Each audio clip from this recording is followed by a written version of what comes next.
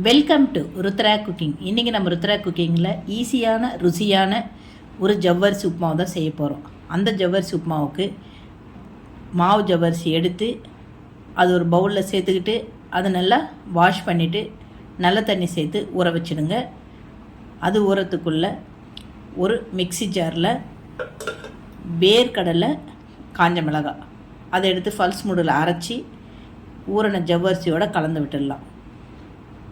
இது நல்லா கலந்து விட்டுட்டு ஸ்டவ் ஆன் பண்ணி கடாய் வச்சு அதில் கடலைப்பருப்பு, உளுத்தம்பருப்பு, காஞ்ச மிளகாய் போட்டு வறுத்துட்டு வெங்காயத்தையும் போட்டு நல்லா வதக்கின பிறகு நம்ம கலந்து வச்சுருக்கிற ஜவ்வரிசியை அது கூட சேர்த்துடலாம்.